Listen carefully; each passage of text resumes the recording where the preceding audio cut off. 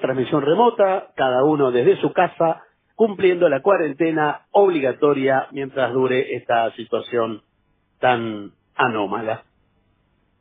Hablaremos esta noche de Rembrandt y Saskia. Hemos hablado ya del pintor holandés Rembrandt en relación a la lección de anatomía y la ronda nocturna. También lo citamos cuando hablamos de retratos en la historia. El asunto que diferenciaba a Rembrandt era el llamado retrato corporativo. Era encargado justamente por corporaciones y en él aparecía no solo una persona, sino, por ejemplo, toda la plana superior de un gremio. Y Rembrandt pintaba y cobraba por retratos de ese tipo. Con el gremio del camionero. Sí. Entonces ahí lo ponía a Moyano, al hijo, al otro, qué sé yo, y pagaban, los que aparecían allí, pagaban.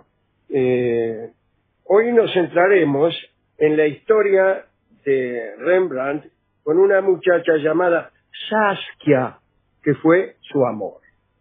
Para ubicarnos, digamos que Rembrandt nació el 15 de julio de 1606 en Leiden, Holanda. Su padre se llamaba Harmen Gorrits van Rijn y era molinero. Su madre, Neelvigen van Suybroek, tenía una panadería. Así que fíjese. Sí. Allá por 1620 Rembrandt se anotó en la Universidad de Leiden, pero a los pocos meses decidió seguir sus inclinaciones artísticas. Abandonó la universidad e ingresó en el estudio del pintor Jacobo van Swanesburg. Más tarde estudió la técnica del claroscuro con Pieter Lastman. Con esos hombres conoció los rudimentos de la profesión y poco a poco empezó a ser reconocido. Rembrandt inauguró su pequeño estudio en Leiden en 1624. Pintaba y andaba por el barrio. Cuentan que se interesaba muchísimo por las charlas de los eruditos judíos de la cuadra.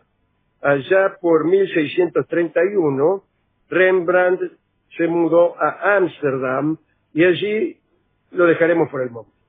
Bueno. Ahora bien, en Ámsterdam había muerto un respetado burgomaestre viudo llamado Van Uylenburg. Bueno, este hombre tenía 9 hijos que se habían dispersado por el país. Igual dispersarse en Holanda puede hacerse con relativa facilidad, ¿no? Varios de los hijos ya estaban establecidos. Había uno que era una muchacha, dice aquí. Uno de estos hijos era una muchacha llamada Saskia. Qué cosa, ¿no? Que uno de tus hijos sea una muchacha. Pero eso porque yo debí decir, tenía 9 hijos e hijas. Claro, claro. Bien. Una de estas era naturalmente una muchacha, pues no sé cómo decirlo. Se llamaba Saskia.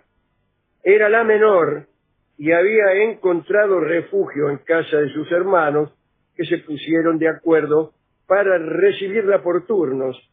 Nadie le ofrecía un hogar donde permanecer. Un detalle, era hermosa, Saskia. Todos los hermanos de Saskia eran mercaderes o negociantes. En 1630, la ciudad tenía una actividad comercial muy intensa. Eran tiempos en los que el puerto holandés era uno de los más importantes de Europa. Todos especulaban, compraban, vendían y emprendían negocios. Uno de los Van Uylenburg era comerciante de cuadros, un marchand, ¿no? Y un día le propuso a Saskia visitar a un pintor de Leiden que recién se había instalado en Ámsterdam. Este muchacho creía que Rembrandt tenía talento y presentía el buen negocio que podía hacer con él. Entonces le dijo a Saskia, me gustaría conocer tu opinión acerca de este pintor. No puedo confiar en otro que no seas tú, bla, bla. Bueno, puedo. Rembrandt lo recibió con una gran sonrisa e inmediatamente se fijó en Saskia y la vista lo emocionó. Por decencia evitó mirarla mucho, pero le costaba. Se puso a ir y venir de un lado a otro por todo el taller, mostraba sus obras y aprovechaba estos movimientos para lanzar miradas a la muchacha. Bueno, con cada mirada iba confirmando que efectivamente se trataba de una belleza. Luego de una pequeña comida, Rembrandt se manifestó encantado de haber conocido al señor Van Uylenberg, en realidad es Uylenberg, y explicó de sus deseos de que se establecieran buenas relaciones entre ellos. Bueno, al regresar, Van Uylenberg le preguntó a Saskia qué pensaba del pintor y ella le contestó: es hermoso, gentil, tiene ojos dulces y adoro su bigote. Y entonces el señor Van Uylenberg comprendió que la tipa se había enamorado y que nadie podía darle consejos peores, ¿no? Bien. Entonces, de todos modos, Rembrandt empezó a visitar a los Uylenberg. Y ahí charla va, charla viene. Un día Rembrandt le propuso a esta chica pintarla. Saskia aceptó de inmediato. En el cuadro, ya terminado, Saskia lucía muy recatada, con una cadena de oro reteniendo sus cabellos, un collar de perlas en el cogote y un fastuoso vestido. Es decir, cumplía con lo que era el propósito general de un cuadro, que era demostrar la prosperidad del retratado. Entonces, bueno, un día, así nomás, Rembrandt, que ni siquiera la había besado a la mina, ¿no?, confesó su deseo de desposar a Saskia. Y la familia lo aceptó. Y se casaron en julio de 1634. Le habrán preguntado a Saskia si estaba dispuesta. Sí, más vale. En 1635 el matrimonio se mudó a su nueva casa en el barrio de Nieuwe Doelenstraat. Y ahí no salían más que para ir al mercado. La crónica dice: él la pintaba todo el día, de arriba a abajo. No, bueno. De arriba a abajo es un agregado mío, ¿no?, para enfatizar. Algunos dicen que la pintaba mucho más bella de lo que en realidad era. Muchas veces le regalaba un retrato en el que ella ni siquiera se reconocía. Bueno, para algo está el arte y sobre todo el arte que ejecutan los enamorados. En 1639 se volvieron a mudar ahí en el barrio judío, la casita del barrio. Después de un largo tiempo de encierro en la que solo la producción de Rembrandt fueron retratos de Saskia, no pintaba otra cosa.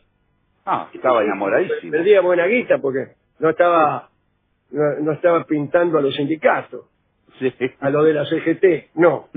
Bueno, el pintor después de esto se lanzó a los negocios. Sus pinturas no rendían lo suficiente y en Ámsterdam el que no se enriquecía era mal visto. Igual que acá. Bueno, entonces hizo lo siguiente. Puso en venta algunos de sus cuadros y después los compraba él mismo, merced a un préstamo a precios elevadísimos. Y esta maniobra hizo subir la cotización de sus obras. Mire usted qué buena estrategia. Pronto Saskia quedó embarazada, pero no por estas maniobras, sino por otras. Y la felicidad de la pareja fue enorme. Rembrandt, digamos, la pintó embarazada y la llamó Artemisa. Pero muchos se dieron cuenta de que era su mujer. Y hubo un gran escándalo, ¿no? Porque ¿cómo vas a pintar a tu señora esposa embarazada, señor? No, ¿cómo? No, ¿qué tiene de malo? No permito, no ha esposa. nacido el pintor que me pinte embarazada a mi señora esposa, señor. dicen que cuando la virtud ofendida se calmó, se reconoció que la tela tenía algo de facilidad. Casi todas las biografías de Rembrandt dicen que fue un genio desdichado. Eso es cierto a partir de estos tiempos que estamos transitando. Fue aquí en este punto cuando sobrevinieron dolores constantes. El hijo esperado, Rombertus, murió a los 2 meses. El ambiente se tornó insoportable. Saskia estaba impaciente por tener otro hijo. Vino poco después, pero murió también. Saskia quedó postrada, imploraba al cielo, no dormía ni comía. Rembrandt la asistía y pintaba. Saskia no quería posar para él y repetía que solo la volvería a pintar si encontraban algún momento de felicidad. Reapareció la esperanza con un nuevo embarazo, otra muerte. De triste, la casa pasó a ser fúnebre. A la pareja se le atribuyó estar embrujada. En 1642 hubo un cuarto intento, nació Titus, que tuvo buena salud. Bueno, Rembrandt hizo un nuevo retrato de Saskia, el primero después de casi 6 años, pero ya no era lo mismo. Su rostro era grave, la alegría había desaparecido y también su juventud se había marchitado. Rembrandt no tuvo fuerzas para mejorar la situación y en 1643 Saskia se agarró una tuberculosis y murió. Tenía 29 años. Rembrandt no salió de su casa por un largo tiempo. Comenzó una relación con la joven Hendrike Stoffeldochter, a quien había contratado inicialmente como asistente. Rembrandt se casó con Henrique para no hacer peligrar la herencia de Titus, hijo de su anterior matrimonio. Rembrandt se ensombreció. Estaba deprimido, tuvo que vender la mayoría de sus pinturas y buena parte de su colección de antigüedades. La lista de objetos subastados se ha conservado. Dibujos y pinturas de los viejos maestros flamencos, bustos de emperadores romanos, fragmentos de armaduras japonesas, curiosidades traídas del Extremo Oriente y colecciones incompletas de rarezas naturales y minerales. Los beneficios de estas ventas, realizadas allá por 1658, fueron decepcionantes. No tuvo más remedio que vender su casa y su taller de grabado y mudarse a un apartamento allá por la Loma del Paisa. Rembrandt aún tenía cierto prestigio y tanto las autoridades como sus acreedores solían mostrarse bastante tolerantes. Paradójicamente, la Sociedad de Pintores de Ámsterdam lo consideró un escándalo y adaptó sus reglamentos para que nadie que estuviese en una situación económica como la de Rembrandt pudiese comerciar como pintor.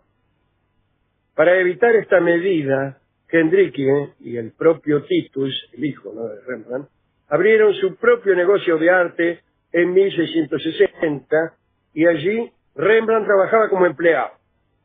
Así, en 1661, esta agencia artística recibió el encargo de realizar una primera pintura para el recién construido ayuntamiento. La obra resultante, La conspiración de Claudio Cibili, fue rechazada y devuelta al pintor. El fragmento conservado es solo una parte de la obra. Fue por entonces cuando Rembrandt, gravemente afectado por la pobreza, admitió tener alumnos. La vida del artista continuó marcada por la desgracia. Su amante, Hendrike, murió en 1663 y su hijo Titus en 1668.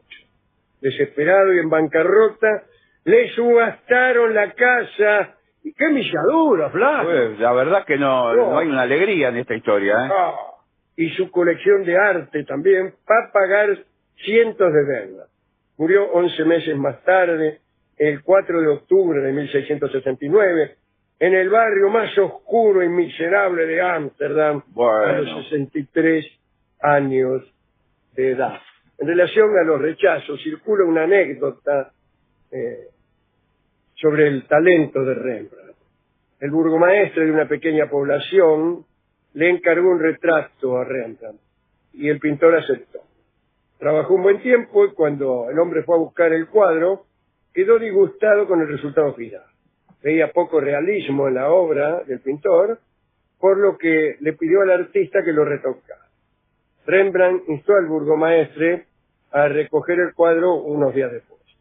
Llegada la fecha acordada, el cliente entró en el estudio del pintor y le llamó su atención una moneda que había en el piso. Con disimulo se agachó a agarrarla, pero no pudo porque esa moneda la había pintado Rembrandt. La crónica dice que el hombre comprobó al pintor y se llevó el cuadro a su casa, sin siquiera mirar si el resultado era de su agrado. ¿Quiere que le diga una cosa? Sí. Mentira. ¿Por qué? No. No sé si había un pintor griego, que ya me voy a acordar. Sí. No sé si era el famoso Apeles. Apeles era romano, me parece. Bueno, no me acuerdo. Y un día pintó unas abejas o unas moscas sobre un racimo de uvas. Sí. Y uno de sus visitantes quiso espantarla, o eran abejas o algo así, ¿no? Quiero decir, la historia es más o menos la misma. Claro, es como una especie de formato que... Alguien cree real algo que en realidad está pintado. Claro. Así podemos inventar miles de historias. ¿A quién podemos dedicar esto, sino al propio y desdichado Rembrandt? Sí, para mí hay que dedicárselo a él, porque qué vida, ¿no? Dios te libre. Y ahora no sé qué canción podríamos escuchar. Tuvimos la idea de elegir un tema que se llama Felicidad. Felicidad, justo. Dedicado a él que nunca la tuvo. Canta Antonio Carlos Jobim.